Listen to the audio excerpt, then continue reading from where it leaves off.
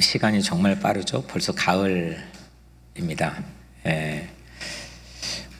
이게 코로나 시절에 이제 여러 가지 현상들이 있지만 우리 시간의 감각들을 약간은 무디게 하는 것 같습니다. 자꾸 일상의 반복들이 딱 정해진 틀 안에서 되기 때문에 기억되는 서랍 자체가 상당히 심플해져서 시간이 다른 때보다 훨씬 더 빠르게 지나가는 것처럼 그렇게 느껴지는 것 같습니다. 가을입니다.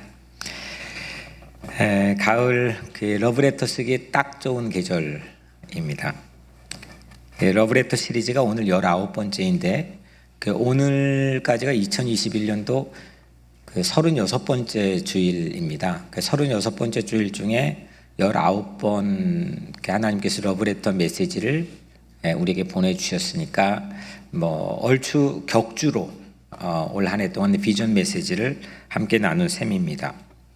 오늘은 무려 2600년 전 한 예언자였던 예레미야의 편지 한 통을 우리가 부분적으로 읽었습니다. 편지 전문은 오늘 14절까지인데 7절까지, 편지의 내용은 4절부터 7절까지인데 편지 한 통을 우리 같이 읽었습니다. 1절부터 3절은 편지를 보낸 사람, 또 편지를 받는 사람들, 편지를 전달한 사람들을 우리에게 알려주고 있습니다. 편지를 먼저 보낸 사람은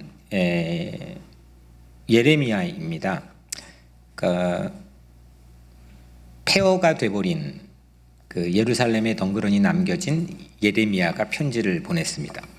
편지를 받는 사람은 아주 멀리 포로로 끌려가서 타국에 아주 비참한 신세로 살게 된 사람들, 바벨론에 끌려간 먼저 왕도 있고 왕후도 있고 왕족들이 로얄 패밀리가 끌려갔고 종교인들 또 기술자들, 그러니까 좀 약간 엘리트 그룹들이 이제 끌려가는데 이 편지를 받는 수신자들입니다. 전달자는 2명인데 오늘 3절에 엘리사와 그마랴라고 하는 두 사람이 이 편지를 예레미야에게서 그 사람들에게 전달해 주었습니다. 4절부터 마지막 7절까지는 편지의 내용입니다.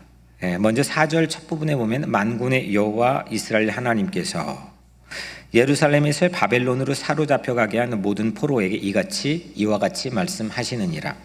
그러니까 이게 이 편지의 서두에서 분명히 밝혀둔 특이한 점은 예레미야가 썼지만 예레미야의 편지라기보다는 하나님께서 예레미야를 통해서 보낸 하나님의 편지다라고 하는 걸 분명히 밝혀두고 있습니다. 편지의 내용은 대략적으로 먼저 말씀드리자면 이런 겁니다. 아주 절실하게 오늘 말씀의 제목인데 마음 붙일 곳, 이거를 제안을 하고 있습니다. 여러분들은 마음 붙일 곳이 있습니까? 마음 붙일 곳이 생각납니까? 예전에 있었는데 아니면 지금은 없어서 그 예전을 자꾸 생각하는 경우들이 있습니까? 아니면 마음 붙일 곳이 전혀 생각나지 않는 그런 경우들도 있겠죠. 오늘은 이 마음 붙일 곳에 관한 3가지 질문들을 가지고 차례로 우리가 하나님 말씀의 은혜를 나누려고 합니다. 먼저 첫 번째는 마음 붙일 곳이 어디입니까? 두 번째는 마음 붙일 곳에서는 무엇을 합니까? 세 번째는 왜 마음을 붙여야 됩니까? 첫 번째, 마음 붙일 곳이 어디입니까? 또 무엇을 합니까? 또 왜 우리는 마음 붙여야 됩니까? 이 3가지 질문을 가지고 우리가 함께 나누려고 합니다. 먼저 첫 번째로 마음 붙일 곳이 어디입니까? 마음 붙일 곳이 어디입니까? 지난주에 한 에세이 수필을 읽었습니다. 작가 박완서 아시죠? 한국의 대표적인 여류 작가입니다. 이 박완서의 10주기 추모 에세이집이 발간이 됐는데 모래알 만한 진실이라도 라는 타이틀을 가지고 에세이집이 발간되었습니다. 그 안에 수록된 한 에세이인데 그 제목이 오늘 설교의 제목과 동일합니다. 마음 붙일 곳. 설교의 제목을 그 에세이의 타이틀에서 오늘 차용해 온 거죠. 그 수필을 읽었습니다.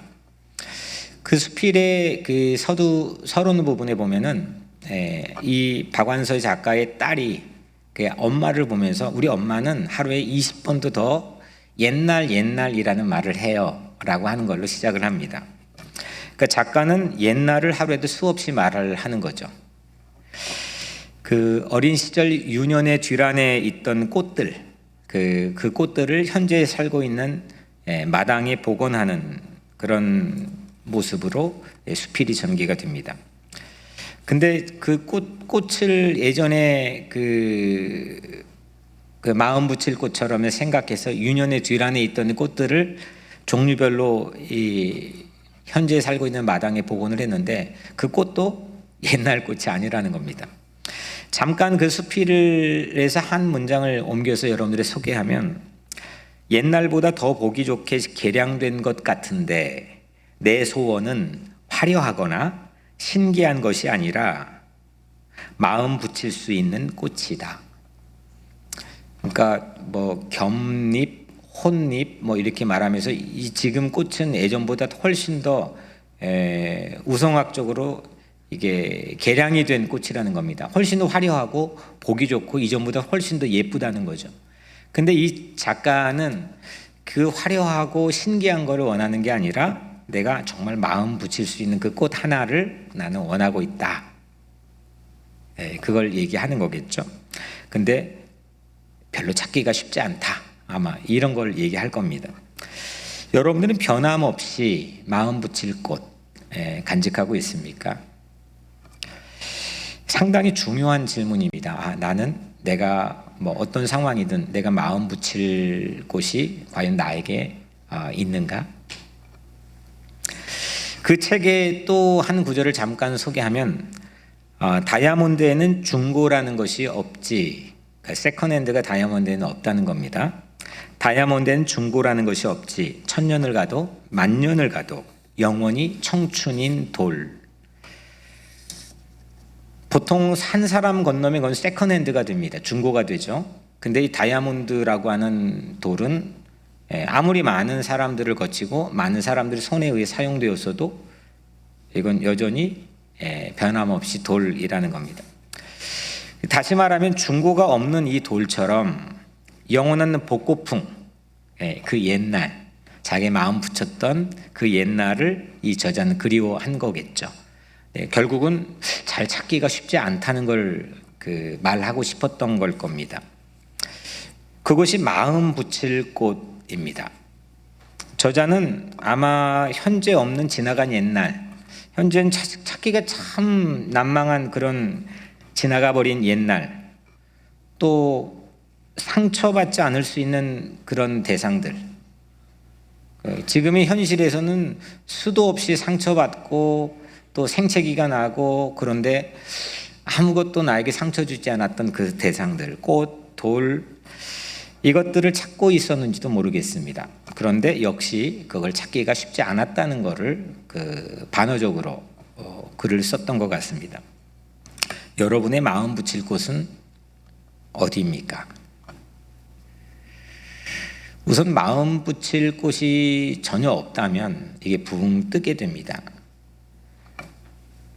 그리고 방황하게 되죠. 마음이 뜨게 됩니다. 뭔가 이게 마음을 붙일 곳이 있어야 몸짝도 붙여서 같이 일도 하고 또 사기도 생겨나고 그럴 텐데 이게 붕 뜨게 되죠. 일에 손이 잘 안 잡히게 됩니다.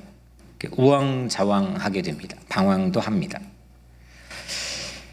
예레미야에서의 오늘 한 가지의 반전은 뭐냐면, 나라 잃은 포로들입니다. 이게 이제는 마음 붙일 곳 정도가 아니라 그냥 아예 파내가지고 다른 데로 추방해버린 겁니다.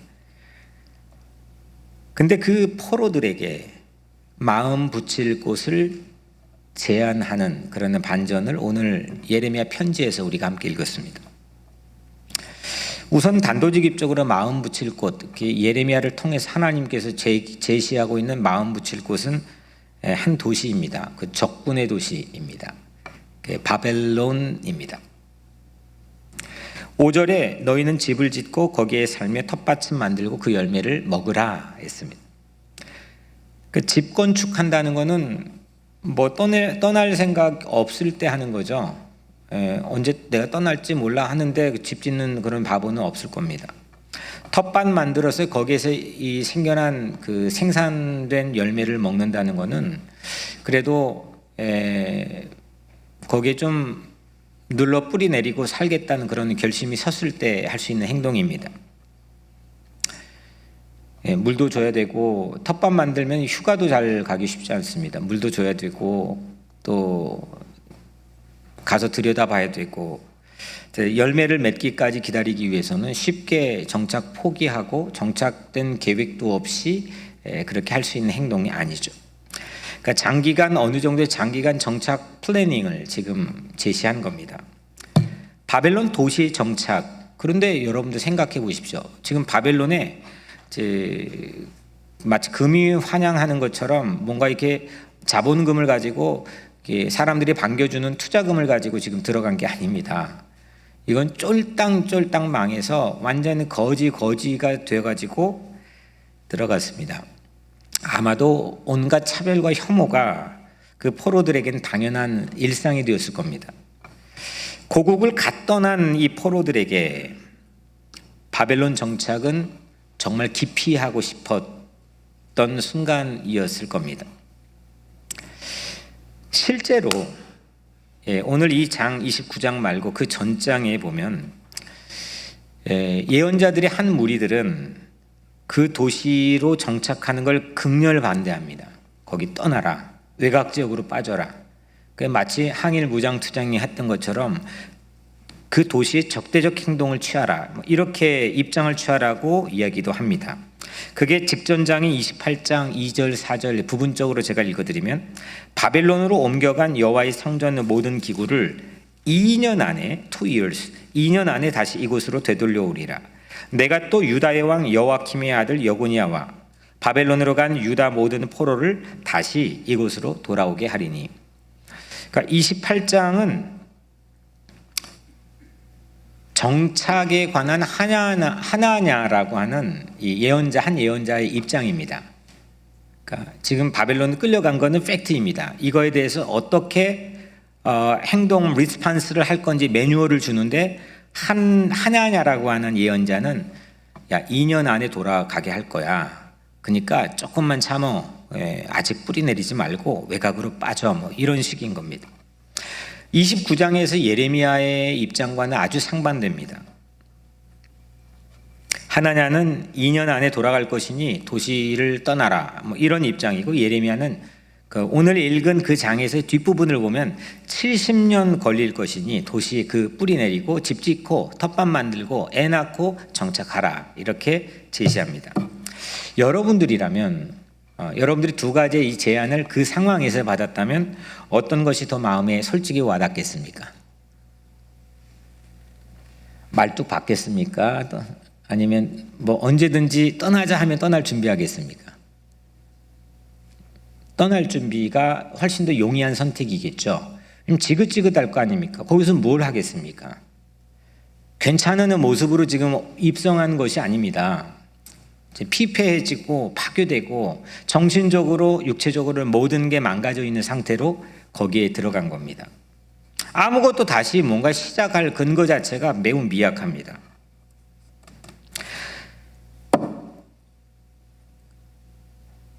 그런데 하나냐는 우선 결과적으로 우리는 거짓 예언자로 판명이 되고 결과를 가지고 있습니다. 이 예언서, 저도 이제 구약이 예언서 전공인데, 그 예언서에서 가장 중요한 토픽 중에, 박사 논문으로 가장 중요한 그 토픽 중에 가장 유행하는 토픽 중에 하나가 뭐냐면 거짓 예언자와 참 예언자를 구별하는 그런 띠입니다. 이 거짓 예언자입니다. 바벨론 도시는 마음 붙이기도 어렵고 또 마음 붙여본 적도 없고 그럴 이유도 없고 그럴 마음도 생기지 않는 상황인데, 하나하나의 말이 훨씬 더 귀에 솔깃하게 들어오는 말입니다. 여러분들 떠날 것이라고 생각하면 정착이 쉽지 않습니다. 나는 언젠가는 갈 거야. 자꾸 그 마음만 있게 되면 무언가 여기에 새로운 시작도 물론 못할 뿐만 아니라 내가 하는 일에 대한 능률과 효율도 당연히 떨어지게 됩니다. 정착 안 되는 겁니다. 이 사람 정말 이 바벨론 같은 사람이 정말 지긋지긋한데 이 남편이랑 이 아내랑 계속 살아야 되나? 그렇게 생각하면 조그마한 약간의 어려움이 와도 포기하기가 쉽습니다. 이 일을 계속 해야 되나? 정말 들여다보기가 지긋지긋한 이 일을 내가 정말 이거 해야 되나? 그러면 열심히 이렇게 올라왔다가도 어느 순간 이렇게 딱 하고 사그라지는 그런 경험들을 우리는 하게 됩니다. 왜냐하면 마음이 옮겨지기 때문입니다. 그런 마음 없는 사람 다 없겠죠. 뭐 사람을 보건 아니면 뭐 공간이건 아니면 우리가 하는 일이건 이거 진짜 계속해야 되나? 막 이런 마음 없이 산 사람은 한 사람도 없겠죠. 근데 그거를 어떻게 방파제로 딱 하고 막아설 거냐? 이제 그게 우리의 삶에 매우 중요한 포인트가 되겠죠. 그래서 하나냐가 훨씬 쉽습니다. 그가 제안한 옵션이 훨씬 더 용이합니다. 언젠간 떠날 때가 있으니까 이거 그냥 넘기면 되지. 이게 훨씬 더 나에겐 설득력이 있습니다. 그런데 오늘 예레미야는 집 짓고 덮밥 만들고 애 낳고 결혼하고 손주 보고 그 도시 말뚝박을 생각가지고 그렇게 살아라 이렇게 제안합니다. 다시 말하면 현재의 상황, 오늘 지금 네가 거기에 살기가 매우 척박하고 어려울지라도 거기에 도피하지 말라고 합니다. 기피하지 말라고 합니다. 정면 돌파하라고 합니다.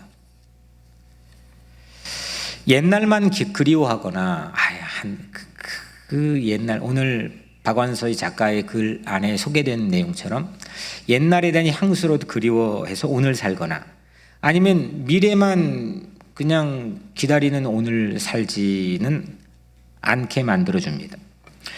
그냥 오늘, 투데이, 오늘 살게 합니다. 버티는 정도가 아닙니다. 상당히 구체적인 플래닝과 청사진을 가지고 오늘, 투데이를 살게 합니다. 투데이를 듬성듬성 덤벙덤벙 그냥 건너뛰게 하지 않습니다. 아니면 과거로 오늘을 그냥 묻어버리고 오늘을 그냥 넘겨버리는, 그냥 오늘 지긋지긋할 때가 있잖아요. 이게 나 오늘 정말 왕지수다. 정말 이게 오늘 막 피하고 싶다. 입을 뒤집어 쓰고 싶다. 막 사람 없는 곳으로 가고 싶다. 이런 오늘이 있잖아요. 근데 그 오늘을 그냥 과거로 확 하고 뒤집어 엎거나 아니면 오늘을 지워버리거나 아니면 미래로 교묘하게 오늘을 그냥 포장해서 그냥 넘어가게, 그렇게 오늘 제시하지 않습니다. 십자가가 비록 있을지라도 공궁한 그런 삶의 환경이 내 앞을 가로막는 오늘일지라도 오늘 예레미야가 제시하는 상당히 중요한 포인트는 오늘을 피하지 않게 합니다. 아주 구체적으로 예수님께서도 말씀하셨죠. 내일 일을 위하여 염려하지 말라. 내일 일은 내일이 염려할 것이요 한날의 괴로움은 그날로 족하니라. 여러분들 신앙인의 차이가 뭘까요? 세상에도 세상 잘 경영하는 방법, 라이프 잘 경영하는 방법, 이런 거 우리보다 도가 더 튼 사람들 아주 정말 많이 있습니다. 그걸로 성공했다고 자위하면서 자기의 어떤 성공의 노하우를 말하는 사람 서점에 가보면, 책방에 가보면 너무 많이 있습니다. 우리가 지금 신앙을 갖고 있는데 신앙인이 가지고 있는 뭔가 유니크한 차이점이 뭡니까? 신앙인의 차이는 비록 마음 붙일 꽃이 아름답지 않고 정말 심란한 걸로 가득 차 있고 기피하고 싶은 걸로 가득 차 있을지라도 그 오늘 투데이를 지우려고 하지 않습니다. 그게 신앙인입니다. 바벨론 도시가 바로 그런 그 상징적인 의미를 우리에게 제공해 주고 있습니다. 우리의 마음 붙일 곳은 이런 의미에서는 today, 그리고 바로 여기 here. 늘 today가 지워진 채로 살아가는 삶이 아니라 어느 상황에서도 오늘 우리에게 주어져 있는 today 충실히 뿌리내리고 구체적으로 힘을 잃지 않고 동력을 잃지 않고 청사진을 가지고 밀어붙이고 정면 돌파할 수 있는 그런 정착에 대한 삶이 하나님께서 우리에게 신앙인으로서 기대하는 삶이라고 저는 생각합니다. 오늘 여러분들의 마음속에 이 팬데믹의 공간이 막 우리를 해체시키고 흐트려 놔버리는 그런 마음 붙일 곳이 점점 더 없어지게 만들어버리는 그런 삶에서 우리 각자의 삶에 그래도 내가 오늘 신앙인인데 내가 오늘 이 하루의 오늘의 삶, 투데이의 삶을 지우려 하지 않고 기피하지 않고 여기에서 뿌리 내리고 그렇게 살 수 있는 그런 믿음이 오늘 여러분들의 삶에 있게 되기를 주의 이름으로 간절히 축복합니다. 이 예레미야의 편지의 더 멋있는 부분이 두 번째인데 마음 붙일 곳에서 뭘 하라고 합니까? 지난주에 또 한 권 책을 제가 읽었는데 인문건축가로 요즘에 아주 한국에서 떴습니다. 그래서 그 썼다 하면 베스트셀러가 되는 작가, 건축가인데 그 유현준이라고 하는 건축가입니다. 그가 아마 올해 봄 여름에 낸 신간책 공간의 미래라는 책을 구해서 읽었습니다. 저자의 말을 그대로 옮기면 이런 겁니다. 전염병은 공간을 바꾸고 공간은 사회를 바꾼다. 근데 팬데믹이 이 공간의 그 가치와 어떤 운영 자체를 바꾸고 또 그 공간 바뀌어진 공간은 사회를 바꾼다. 뭐 이런 의미겠죠. 여튼 코로나가 가속화시키고 있는 공간의 변화, 이게 어떻게 내 미래와 사회를 바꿀 건지 그걸 예언해 주는 크리스찬인데 유현준이라는 사람이 아주 독실한 크리스찬인데 여튼 과감하게 그 어떤 이야기를 합니다. 그리고 오늘날 이제 교회의 모습에 대해서도 상당히 신랄하게 그 변하지 못하는 모습에 대해서도 이야기를 이 책은 하고 있습니다. 여튼 우리는 비대면 시대가 아주 생활 깊숙이 침투해 있는 이제는 좀 자연스러워 버린 그런 시대에 살고 있습니다. 거부할 수가 없습니다. 이게 우리의 공간을 상당히 많이 바꾸고 있습니다. 긍정적인 면도 있고 부정적인 면도 이렇게 막아설 수 없는 그런 면들이 있습니다. 이 변화된 공간에서 우리는 어디에 마음을 붙이고 또 과연 뭘 해야 되느냐. 이 건축가 유현준 이 작가는 아주 좀 제가 볼 때 약간 좀 덧붙여 얘기하자면 이게 좀 지니어스 끼가 있는 사람, 그러니까 아이디어나 아니면 이게 상상력 자체가 정말 탁월한 사람입니다. 실제로 이 사람은 이 세계적인 레벨에서 그런 이 디시전을 하는 그룹에도 들어가 있는 아주 인정받고 있는 그런 사람이기도 합니다.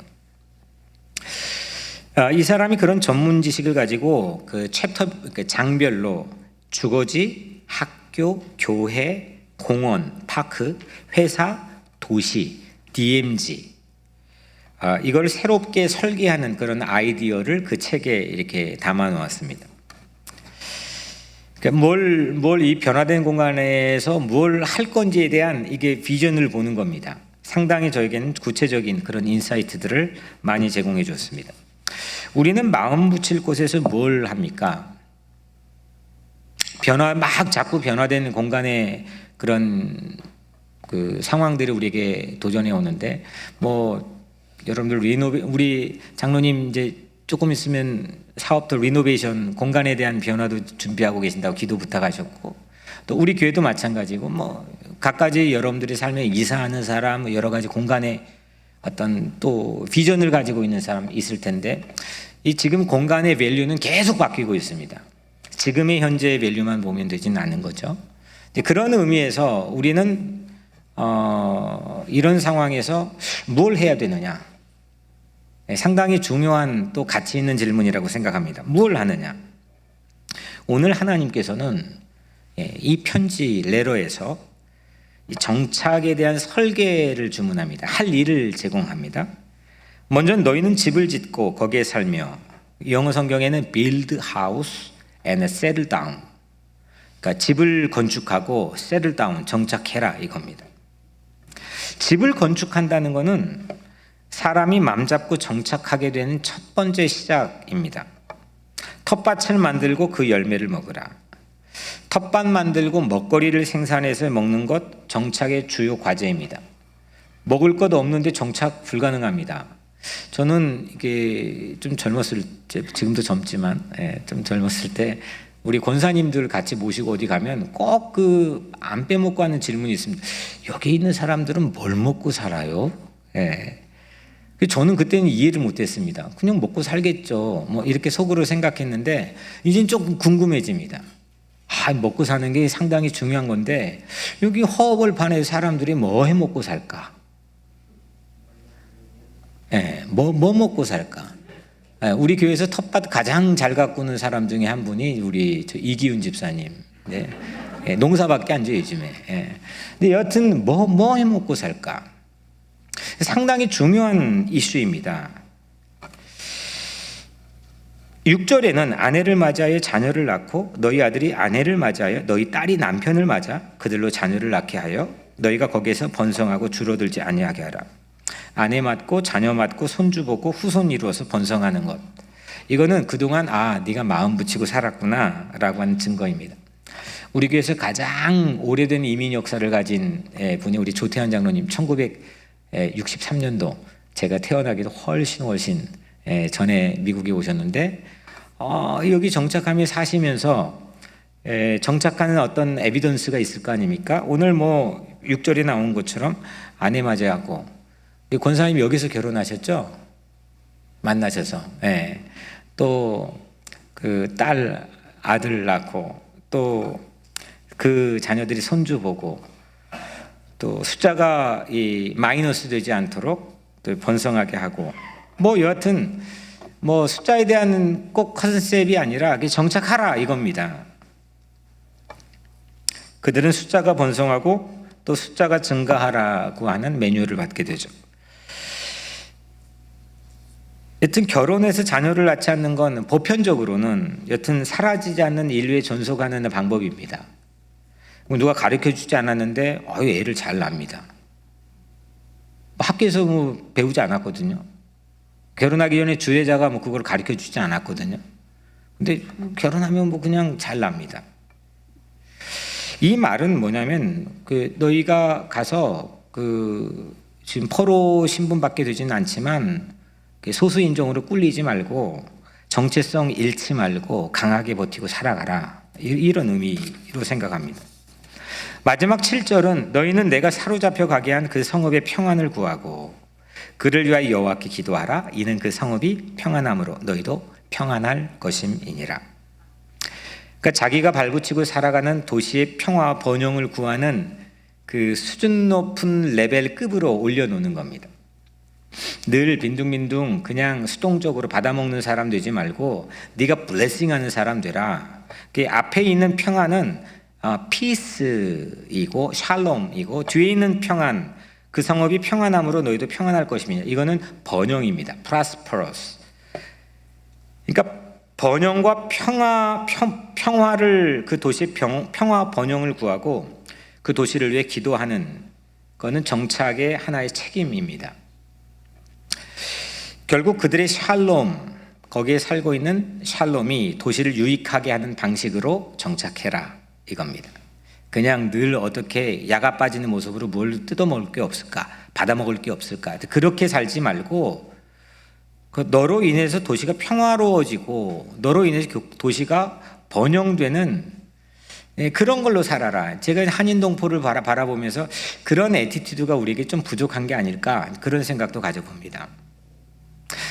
내 자식 잘 키울 수는 있고 또 내 사업 좀 성공시켜 볼 수는 있는데 그렇게 동포사회에 기여하고 또 동포사회에 기여할 만한 그런 다음 세대를 기르는 것은 우리에게는 마인드가 상당히 부족합니다.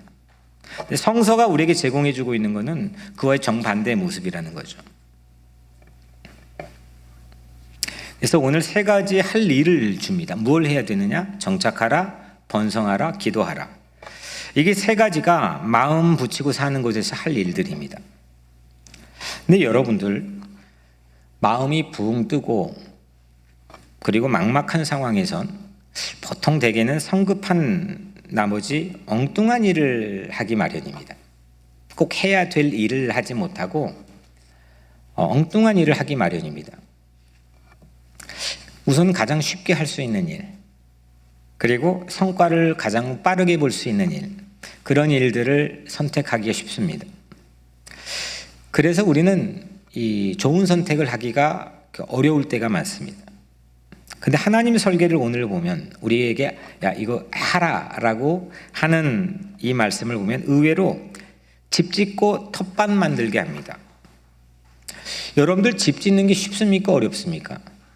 아니 지금 포로로 끌려갔습니다. 주제 파악도 못하는 상황이 될 수도 있는 겁니다. 집 짓는 것 무지 어려운 겁니다. 텃밭만 땅이 있어야 하죠. 이게 쉽지 않은 겁니다. 이 말은 야 모든 것을 리셋하라는 겁니다. 새로 시작하라는 겁니다. 기초적인 걸로 돌아가라는 겁니다.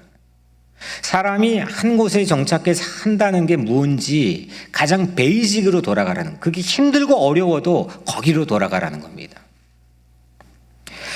힘 있는 자들에게 이 결탁하는 게 얼마나 쉬운 방법이겠습니까? 지금 끌려갔는데 어디가 힘 있는 건가? 거기에 딱 봐가지고 거기에 빌붙어서 그걸로 자기한테 정치력을 신장시키는 방법이 얼마나 쉽겠습니까?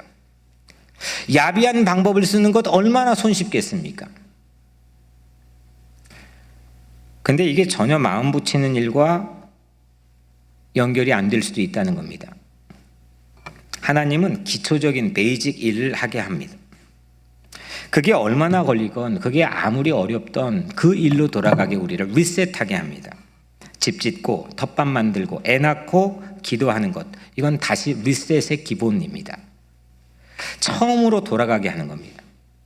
리셋이 없다면 우리는 선택의 옵션이 아주 기가 막히게 전문가가 나에게 주어져도 그걸 선택할 능력이 없는 겁니다. 뭘 선택해야 될지를 모릅니다. 하나냐? 아니면 예레미야? 아유, 뭐 하나냐 선택하죠. 우리가 대부분 그렇게 하고 있는지도 모릅니다. 그리고 나의 필링으로 선택합니다. 내가 기분 좋을 때 한 선택을 좋은 선택으로 생각합니다.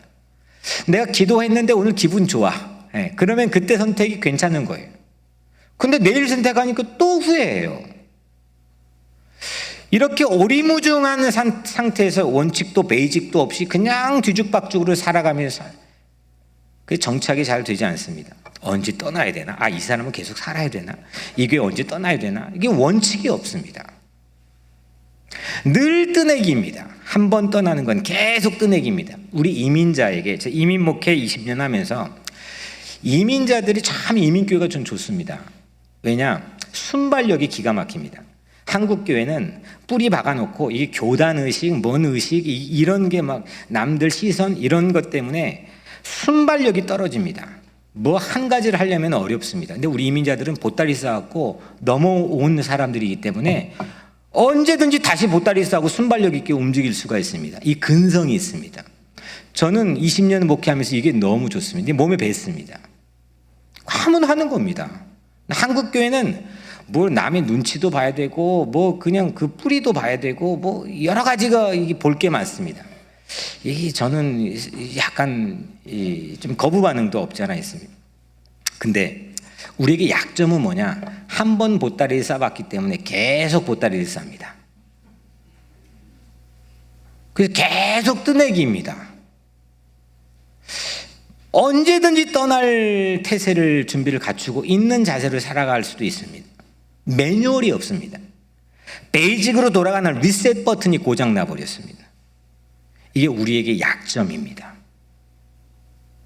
뭐 싫으면 뭐 말지 뭐. 떠나면 되지 뭐. 포기하면 되지 뭐. 다시 시작. 이게 우리의 어떤 이민자들이 가지고 있는 약점이라고 생각합니다. 강점과 약점이 같이 있겠지만 그게 우리의 어떤 인간의 연약한 모습이고 또 우리에게 부여된 하나의 어떤 가능성이 되겠지만 오늘 하나님께서 집 짓고 텃밭 만들고 그 다음에 애 낳고 그 다음에 손주 보고 그 다음에 또 뭐예요? 기도하고 이거는 거기에 움직이지 말고 어떤 시련에도 흔들리지 말고 이 베이직에서 다시 차근차근 언제든 리셋 버튼 눌러가면서 흔들리지 말라는 겁니다.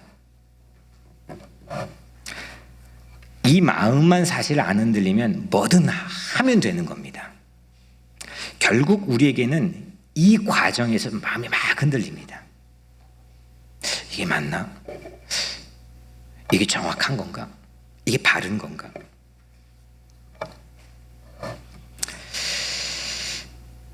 포로라고 하는 생활 자체가 공간을 바꿨죠. 공간의 가치, 의미를 바꿨겠죠. 그리고 그 공간에서 할 일들이 오늘 제시되었죠. 하나님에게서. 그 공간에서 새롭게 할 일들이 그들을 바꾸는 겁니다. 이 팬데믹이란 전염병 자체가 공간의 의미를 바꾸고 있죠. 우리는 이거 예언을 하려고 합니다. 이거 뭐 어떻게 바꿔지? 그럼 몰라도 됩니다. 그냥 그 공간에 바뀌어지는 의미에서 내 처음 가장 본연인 베이직 이거 포기하지 않고 이거 붙들고 지극히 상식적이고 하나님께서 우리에게 이미 제시해 준 이거 붙들고 쉽게 떠날 생각하지 않고 쉽게 포기할 생각하지 않고 붙들고 하면 나가면 되는 겁니다. 그 과정에서 내가 바뀌어지는 겁니다. 환경과 상황을 바꿀 수 있는 내가 되는 겁니다. 세 번째, 연결된 건데 이거 왜 그 마음 붙여야 됩니까? 아니 목사님, 마음 안 붙이고 살아도 되는 거 아닙니까? 우리 이민자들에게 쉽게 나올 수 있는 그런 선택 옵션입니다. 꼭 마음 붙여야 됩니까? 그냥 흐르는 강물처럼 살면 되는 거죠. 뭐 충분히 그럴 수도 있습니다. 그렇게 살아가는 방법도 있습니다. 아프간전이 얼마 전에 20년 만에 종지부를 찍었습니다. 정말 상처만 남은 전쟁입니다. 왜 시작했는지, 뭐 어떻게 진행됐는지, 뭐 여러분들이 더 그 전쟁 자체에 대해서 제 얘기하려고 하는 게 아니고, 이 전쟁의 처음이 9.11 테러였습니다. 우리가 여러분들이 살고 있는 9.11 테러입니다. 여기에는 우리 뒤인 강북이 집사님은 그 테러인 바로 옆에 빌딩에서 그때 랠리 하셨습니다. 마지막까지 뭐 거기에 버티고 계셨다고 그러는데, 여튼 근데 그 9.11 20주년, 벌써 20년이 지났죠. 20주년이 코앞에 다가왔습니다. 이때 우리가 한번 생각해 봐야 됩니다. 우리가 사는 이 뉴욕이라고 하는 도시에 대해서 생각해 봐야 됩니다. 전혀 다른 공간의 아프간에서 수 없는 살상을 일으킨 20년간의 전쟁, 미국의 가장 긴 전쟁입니다. 이 전쟁이 종지부를 찍었다고 했는데 그 시작이 9.11, 우리가 살고 있는 뉴욕이었습니다. 여러분들은 여전히 이 뉴욕에 마음 붙이고 살고 있습니까? 왜입니까? 그 질문입니다. 왜 마음 붙이고 삽니까? 그냥 시간이 흘러가니까? 남들이 다 사니까? 왜 여러분들은 마음을 뉴욕에 붙이고 사십니까? 이유가 뭡니까? 오늘 이스라엘 백성들이 바벨론 도시에 들어갔습니다. 그리고 거기에 정착하는 매뉴얼을 하나님이 편지를 통해 전달했습니다. 왜 그들은 거기에 마음 붙이고 살아야 됩니까? 변화입니다. 트랜스포밍. 바벨론 도시를 변화시키는 겁니다. 당시 바벨론 도시 이제 고고학 자료들을 보니까 뭐 거기에서 추출된 나달 그 크기 여러 가지 우리가 상상할 수 없는 그런 툴을 가지고 그때 당시 인구를 거의 정확한 데이터를 뽑아놓은 고고학 자료가 있는데, 그때 당시에 상상할 수 없는 인구가 바벨론에 살았습니다. 인근 메트로뿐만 아니라 그 서버브까지 해가지고 120만 명, 약 120만 명이 살았습니다. 당시에 세계 주요 대도시는 거의 10만 5만 정도입니다. 세계 제1의 도시 바벨론 도시였습니다. 120만 명 중에 하나님을 아는 사람이 단 한 사람이라도 있었을까요? 없었을까요? 아마 제가 단언컨대 없었을 겁니다. 지리적 거리로도 아니면 역사적으로도 정치적으로도 있을 이유가 없습니다. 그들은 그거 하나님 없이도 충분히 잘 살고 세계를 제패했습니다. 그걸로 아주 자기 정체성을 확연하게 드러낼 수 있는 어떤 강한 권력을 가지고 있었습니다. 근데 포로였을지라도 그 이스라엘 백성들, 특히 엘리트들이 그 도시에 정착하게 됐던 것은 이유가 뭐냐? 그 바벨론 입장에서는 간첩이 들어온 겁니다. 나중에 뒤돌아보면 하나님 나라의 간첩이 스파이가 잠행한 겁니다. 그 땅과 그 땅에 사는 사람들을 변화시키는 겁니다. 결국에 그 성경의 뒷부분을 보면 그 바벨론 제국 시대 다음에 페르시아 제국이 나오죠. 성경에, 한글 성경에 바데 제국이라고 합니다. 이 페르시아 제국 때에 그 페르시아의 왕이 야훼 하나님을 인정합니다. 이거는 성경에도 기록되어 있고 세계사 속에 발견된 비문에도 기록이 되어 있습니다. 그리고 이스라엘을 엄청난 칙령을 발표하는데 이스라엘을 본국으로 송환합니다. 모든 전 세계에 흩어져 있는 모든 포로들을 자국으로 송환하는 정책으로 외교 정책을 바꿉니다. 그리고 그 바벨론이라고 하는 그 도시 안에서 다니엘이 하나님의 사람으로 활약을 합니다. 그 바벨론이라는 도시에서 느헤미야라고 하는 사람이 상당히 고위급 직업을 가지고 인정을 받습니다. 에스더라고 하는 사람은 바로 바벨론이라는 그 도시에서 왕후가 됩니다. 지금 이 매뉴얼을 이 예레미야에게서 처음 받았던 그리고 읽었던 사람들 상상이나 있겠습니까? 바벨론 도시에 정착했던 70년을 돌아보면 그 도시에서 하나님의 사람들이 길러졌습니다. 우린 보통 가장 많이 치중하는 보편적인 겁니다. 다 그런 건 아니겠지만 사람들이 노동, 시간, 마음, 정성 뭐 여러 가지 가장 본능적으로 투자하는 가장 삶의 영역이 자녀입니다. 그것 때문에 이민 생활 버티고 사는 사람들도 거의 대부분입니다. 그건 누구하고도 양보 못합니다. 근데 그게 과연 그 자녀들의 미래뿐만 아니라 그 자녀로 통한 하나님의 뜻이 이루어지는 걸 개런티할 수 있습니까? 여러분들이 하는 것만큼 개런티할 수 있습니까? 제가 이 자녀 키워보니까 정말 장담할 수 없는 것, 아무리 해도 내 손으로 안 되는 게 자녀입니다. 나만 생각해요. 동감 별로 안 하시나요? 예. 여러분들의 자녀들은 괜찮은가 봅니다. 정말 내 마음대로 안 되는 거예요. 지금 어릴 때는 막 속상하다고 저희 상담 와요. 그거는 그래도 괜찮은 거예요. 왜냐하면 내 말대로 어느 정도는 할 수 있는 나이니까. 이게 크면 이건 안 되는 겁니다. 아무리 시간 투자하고 아무리 노력하고 코치하고 내가 막 억울하고 막 비참하고 그래도 참아가며 일하면서 그 자녀 키워도 그 자녀의 미래를 내가 개런티할 수가 없습니다. 근데 오늘 참 우리가 눈여겨봐야 될 것 한 가지는 꼭 내 자녀가 아닐지라도 다음 세대를 우리가 생각할 수 있다고 한다면 이 바벨론 도시에서 정착한 70년 사이에 이 편지를 받고 난 70년 후에 이 도시에서 놀라운 하나님의 사람들이 길러졌다는 겁니다. 12절 13절 오늘 읽지는 않았지만 편지의 말미에 보면 너희가 내게 부르짖으며 내게 와서 기도하면 내가 너희들의 기도를 들을 것이요 너희가 온 마음으로 나를 구하면 나를 찾을 것이요 나를 만나리라. 그러니까 이런 겁니다. 지금은 잘 납득되지 않아도 야 너희들 야 지금 여기 정착하라는 게 잘 납득 안 되지. 야 이 사람하고 결혼해야 된다는 게 납득 안 되지. 이 사람하고 계속 살아야 된다는 게 정말 어려운 거지. 이 일 계속 해야 된다는 게 아리송한 거지. 그게 안 되더라도 하나님은 우리를 그곳에서 하나님을 향해 부르짖는 기도의 사람으로 빚어가시는 설계를 갖고 계신다는 거죠. 기도해, 들어줄게. 찾아봐, 내가 만나줄게. 두드려봐, 열어줄게. 결국 하나님과의 깊은 만남을 통해서 바벨론에 마음 붙이게 살게 하신다는 겁니다.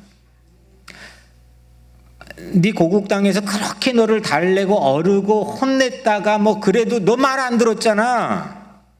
다짐하고 뭐 결심하고 오만 가지 쇼를 다 했지만 너 다시 도루묵이었잖아. 그래서 너 이게 지금 이 결과가 포로잖아. 근데 너 여기서 변화될 거야. 불러봐. 여기 부를 수밖에 없을 거야. 두드려봐. 두드릴 수밖에 없을 거야. 그럼 내가 열어줄 거야.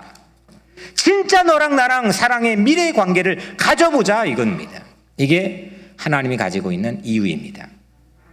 그 도시를 변화시키는 과정, 도시를 축복하고 도시를 새롭게 하는 왕까지도 하나님을 인정하게 만드는 그런 제국의 변화를 꾀하는 그런 변화의 과정에서 결국 하나님과 나 사이의 관계가 만들어진다는 이 민족을 다시 리포메이션을 한다는 거죠. 하나님은 우리를 만나주시기 위해서 예수님을 이 땅에 보내주셨습니다. 가장 잘 아는 하나님이 세상을 이처럼 사랑하사. 한번 같이 해볼까? 하나님이 세상을, 아니 먼저 하지 말고 저랑 같이. 하나님이 세상을 이처럼 사랑하사. 제가 20대 중반에 갑자기 그냥 충격을 맞은 것처럼 띵 할 정도로 이렇게 저에게 왔던 감동 하나, 그리고 설교했던 하나가 세상입니다. 보통 하나님이 뭐 사랑, 뭐 여기에 지금 이 말씀 우리에 포커스 하는데 세상, 야, 이 세상이 어떤 세상입니까? 하나님 세상을 사랑하셨습니다. 그 세상은 하나님에게 적대적이었습니다. 그런 가치로 여기에 쓰여진 겁니다. 사랑할 만한 가치가 전혀 없는 세상입니다. 근데 하나님에게 굳이 이게 좀 어불성설이지만 이걸 갖다가 하나님에게 좀 빌려서 붙여보자면 하나님에게 마음 붙일 곳, 적대적인 세상이었습니다. 말도 안 되는 세상이었습니다.